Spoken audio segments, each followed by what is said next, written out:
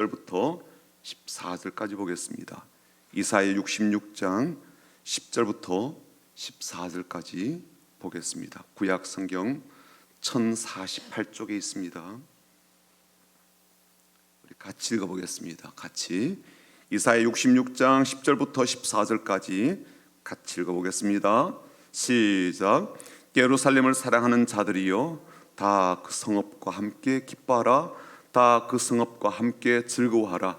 그 성을 위하여 슬퍼하는 자들이여 다 그 성의 기쁨으로 말미암아 그 성과 함께 기뻐하라. 너희가 저들 빤 것 같이 그 위로하는 품에서 만족하겠고 저들 넉넉히 빤 것 같이 그 영광의 풍성함으로 말미암아 즐거워하리라.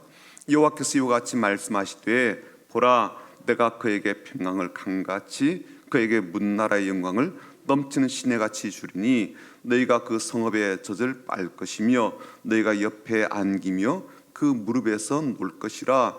어머니가 자식을 위로함같이 내가 너희를 위로할 것인즉 너희가 예루살렘에서 위로를 받으리니 너희가 이를 보고 마음이 기뻐서 너희 뼈가 연한 풀에 무성함 같으리라. 여호와의 손은 그의 종들에게 나타나겠고 그의 진노는 그의 원수에게 도하리라. 아멘. 성경 말씀을 읽다 보면요 우리가 오해를 하거나 혹은 이상하다 헷갈린다라는 느낌을 가질 때가 있습니다. 그것은 하나님께서 이랬다 저랬다 자꾸만 뭔가 입장을 번복하거나 바꾸시는 것처럼 그렇게 보여질 때입니다. 우리는 하나님께서 모든 것을 미리 아시고 모든 것을 완벽한 계획 속에서 진행하신다라고 그렇게 보지 않습니까? 그렇게 믿고 있죠. 그래서 그런 하나님은요 번복한다든지 변경한다든지 수정한다든지 이 바꾸시는 것은 절대로 없다라고 생각합니다. 그런데 가끔씩 하나님 말씀을 보게 되면요 앞에 이야기하고 뒤에 이야기가 전혀 다른 것처럼 그렇게 보여지는 일들이 종종 있거든요. 오늘 읽지는 않았지만 지난주에 보았던 6절 말씀 한번 보십시오. 6절 보시면 이렇게 되어 있죠. 떠드는 소리가 성읍에서부터 들려오며 목소리가 성전에서부터 들리니 이는 여호와께서 그의 원수에게 보응하시는 목소리로다. 그렇게 했어요. 이 말씀은요 이미 설명을 드렸다시피 하나님의 성전에서 온전히 제사를 드리지 않는 것으로 인하여서 성전에서부터 하나님의 심판이 임하기 때문에 큰 통곡 소리, 큰 소리가 나타나게 되고 나오게 된다. 그런 의미이죠. 성전에서만이 아니라 예루살렘 성읍에서도 그 소리가 크게 울리게 될 것을 말씀을 한 내용입니다. 하나님께서 하나님을 참 우습게 생각하고 또 자기 멋대로 행하는 그런 제사를 받으시지도 않지만 그런 일을 행하는 자에 대해서 엄중한 심판을 내리신다는 말씀이거든요.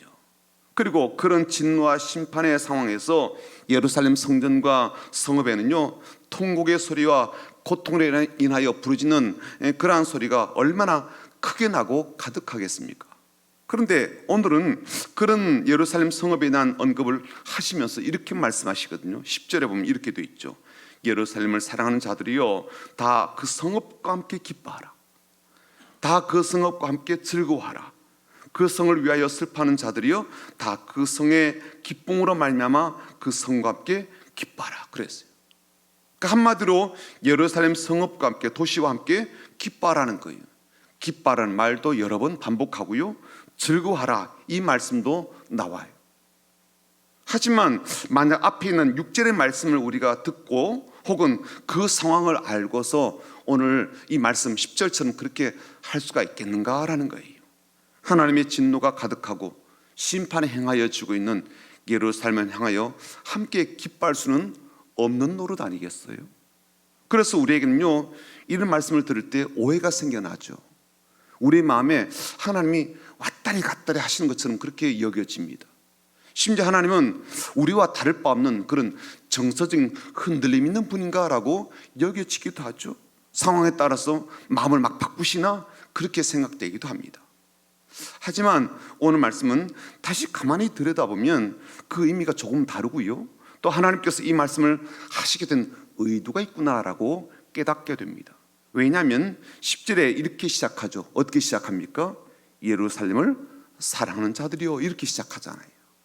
여러분, 우리는요 이 구절을 똑 떼어내서 보게 되면 이 사람들은 예루살렘을 사랑하는 사람들이구나, 예루살렘에 있는 성전을 사랑하는 사람들이구나, 이렇게 여기게 됩니다. 그러나 만약 이걸요 6절 말씀과 연결해서 보게 되면요 좀 더 입체적으로, 좀 더 심층적으로 이들이 어떤 사람인지가 좀 보여지게 되죠. 이들은 어떤 사람들이에요? 지금 하나님의 심판이 임하고 그래서 통곡이 가득한 그 도시 예루살렘을 향하여 여전히 사랑하고 여전히 긍휼한 마음을 갖고 있고 여전히 그 도시를 향하여, 성전을 향하여서 애절한 마음을 갖고 있는 사람들인 거예요. 그렇죠? 그렇게 읽혀지잖아요. 이 사람들은요 하나님의 심판을 받고 있는 이 도시 사람들, 그 사람을 향해서 그들이 나쁜 짓 했으니까 당연히 벌을 받고 있는 거야, 그렇게 여기지 않는 거예요. 그들이 하나님을 그렇게 우롱하고 무시하고 지멋대로 살았으니까 매를 벌어도 많이 벌었지, 당해도 더 맞아야 돼, 그렇게 여기지 않는 거예요. 하나님이 괜히 그들에게 진노를 내리셨겠어? 괜히 심판하셨겠냐고. 누가 보더라도 해도 너무한 짓들을 한 거지. 그러니 하나님께서 그렇게 저들을 손보시는 거 아니겠어? 그렇게 말하지 않는다는 거예요. 오히려 이들은요 그런 예루살렘이지만 여전히 사랑합니다. 그 도시를 향하여서, 그 성읍을 향하여서 여전히 긍휼한 마음을 갖고 있습니다. 심지어 하나님께서 그 도시를 향해서 심판을 하고 있어도 그 도시에 대한 사랑의 마음을 거두지 않고 있는 거죠. 그리고 하나님은요 바로 그런 이들을 주목하시고 그런 마음을 참으로 의미 있게, 가치 있게, 귀하게 여기시는 겁니다. 그래서 그런 자들 향해서 오늘 말씀에 뭐라고 되어 있어요? 예루살렘을 사랑하는 자들이요 라고 그렇게 불러주시지 않습니까? 그들이 어떤 마음인지를 아시고 그들을 그렇게 불러주시는 것이죠. 자, 그렇다면 도대체 이런 말씀, 이런 상황이 우리들에게는 어떤 의미가 있고 왜 우리에게 이 말씀이 필요할까요? 예루살렘은요 본문에서는 이제 도시와 성읍이란 의미로 등장합니다. 그리고 오늘날에게는요 이스라엘 수도처럼 그렇게 여겨지지만 본문의 의미는요 그것을 훨씬 넘어서게 되죠. 주는 아예 마지막 날에 우리에게 주어질 그 나라가 새 예루살렘이다, 그렇게 표현하기도 하셨죠. 그러므로 예루살렘은요 단지 이스라엘의 수도 그 이상의 의미를 담고 있는 겁니다. 그래서 성경학자들은 이 예루살렘을 때로는 기본적으로 교회를 의미한다, 그렇게 생각하기도 하고요, 하나님 백성의 공동체라 그렇게 적용하기도 합니다. 계시록에서는 아예 하나님 나라를 일컫는 그런 표현으로 그렇게 사용되기도 하였거든요. 자, 그런데 현실적으로 혹은 신앙적으로 보아도요 이 교회라는 곳, 하나님의 가족이라 불려지는 이 공동체가 오늘 말씀에 등장하는 예루살렘의 모습을 그대로 안고 있잖아요. 그렇죠? 교회를 향해서 믿지 않는 사람들 얼마나 비난합니까? 손가락질하고 공격적으로 대하기도 하고요, 교회의 잘못에 대해서 얼마나 많은 말을 하고 있지 않아요? 잘못한 게 많죠. 막 교회 세습을 한다든지, 그렇죠? 막 그런 것들. 또 교회 안에 참 많은 비리들이 있기도 하고, 또 교회가 어떻게 본다면 합리적이지 못하고 비합리적인 그런 모습도 있지 않아요? 그러다 보니까 우리들끼리도, 교회에 속한 우리들끼리도요 교회에 대해서 우호적이거나 좋은 느낌을 갖지 못할 때가 있기도 합니다. 그래서 어떤 신자들은 교회를 떠나죠. 어떤 성도는 교회를 욕하기도 하고요. 오랜 신앙생활 한 분들 가운데도요 교회를 떠나고 나서 다시는 돌아오지 않는 그런 방황하는 그런 이들이 있기도 합니다. 차라리 세상이 더 나은 것처럼 보여. 이렇게 부도덕하고 위선적인 집단이 어디 있나, 그렇게 말하기도 합니다. 교회 식구들인 우리들끼리도요 서로 마음이 맞지 않을 때가 있어요. 그리고 비상식적이고 불합리하다라고 생각되어서 나는 도무지 용납이 안 돼, 나는 도무지 그 사람 용서가 안 돼, 그런 경우도 있지 않아요? 그리고 교회 안에는요 알곡도 있지만 뭐가 있어요? 쭉정이도 있잖아요. 없어요? 있죠. 있다고요. 이게 그래서 도무지 교회에 정이 가지 않는 거예요. 마음이 가지 않고요, 있던 정마저 이제 거두게 되는 그런 모습이 있지 않습니까? 교회에 가서 시험 들게 되기도 하고, 교회 가서 상처받기도 하고, 교회에서 내가 왜 그런 취급을 받아야 되는지 난 도무지 모르겠다라고 분개하는 그런 분들도 있단 말입니다. 그래서 하나님의 심판은요, 세상을 향해서 예수 믿지 않는 불신자에게도 향하지만 그 심판이 성전에서부터 시작된다라고 이미 보았지 않아요? 그런데 그런 현실과 그런 상황에서도 여전히 교회를 사랑하는 사람이 있다는 거죠. 그런 교회이지만, 그런 모습의 교회이지만, 그래서 하나님의 징계와 진노를 받아야 될 문제를 갖고 있는 교회이지만 그래도 사랑하는 사람이 있다는 거예요. 고린도 교회가 그렇게 문제가 많아도 다 교회를 떠나진 않았거든요. 교회를 저주하고 저버리지 않았던 이들이 있단 말이에요. 교회가 항상 시끄러웠어요. 고린도 교회가 파벌로 나뉘어져 가지고요, 서로 자기들끼리 지가 잘났다는 거예요. 지가 원조라는 겁니다.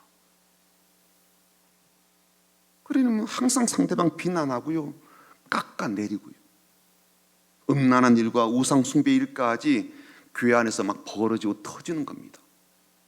교회라고 부르기는요, 내가 부끄러워서 견딜 수가 없는 거예요. 그런 일들이 교회 안에서 버젓이 행하여진 그런 공동체였거든요. 그런데 그런 교회를 버리지 않는 사람들이 있었단 말이에요. 그런데도 여전히 교회를 사랑한다고요. 교회가 뭔가 잘해서 교회를 기뻐하는 게 아니라 그 교회가 하나님의 교회니까, 하나님이 세우셨으니까, 그런 교회를 위해서도 예수님께서 핏값을 지불하시고 세우셨으니까, 하나님의 사랑이 그 가운데 머물러 있는 그런 공동체이니까, 그래서 지금도 교회에 대한 사랑과 긍휼의 마음을 가지고, 그리고 교회를 여전히 붙들고 교회를 떠나지 않고 기도하는 종들이 있었다는 거죠. 바로 그런 이들을 향해서 주신 말씀이라는 겁니다. 하나님이 그렇게 살고 있는 이들을 향해서 교회를 사랑하는 자들이여 라고 하실 때 그 마음이 어떠시겠어요?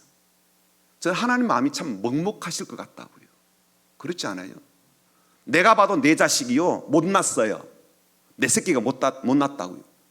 근데 다른 사람이 내 자식을 사랑한다 그럴 때 그 마음이 어떻겠어요? 그렇지 않아요? 그렇게 사람들로부터 두들겨 맞고 있는 그 교회가 뭐가 그렇게 사랑스럽다고 여전히 사랑하는 그 사람들 볼 때 마음이 어떻겠냐고요. 그들 어떻게 대하실 것 같아요? 어떻게 대하실지는 내일 말씀을 볼 거예요. 오늘은요, 다만 우리에게 참 의미심장한 말씀을 주셨구나라고 그렇게 받아들이면 좋겠어요. 하나님은요, 상황에 따라서 이랬다 저랬다 그렇게 하시고요, 아침 저녁으로 마음이 바뀌는 그런 분이 아니시죠. 하나님 백성으로서 그런 귀한 마음을 갖고 있는 이들을 향해서 주신 말씀이구나, 그렇게 깨달아지는 겁니다.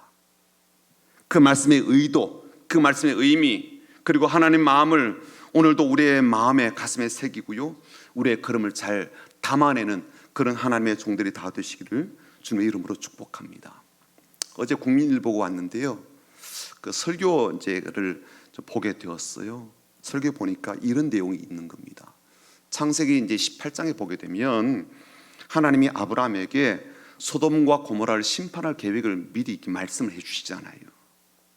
근데 그때 아브라함이요, 하나님에게 어떻게 질문합니까? 하나님, 이 소돔 성 안에 고모라 성 안에 의인 50명이 있어도 멸하시겠습니까? 그렇게 질문을 하죠. 그렇죠?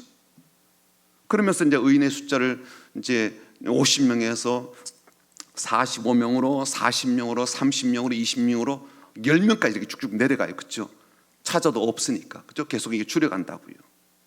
그런데 좀 궁금한 부분이 뭐냐면 아브라함이 숫자를 좀 더 줄여가지고 5명, 3명, 2명, 뭐 1명까지 그렇게 해볼 수 있지 않아요? 한 명에서도 하나님 그렇게 그 공동체를, 그 도시를 멸하시겠습니까? 그렇게 물어보거나 그렇게 해볼 수 있지 않겠어요? 그런데 왜 그렇게 10명에서 딱 멈추었을까라는 거예요.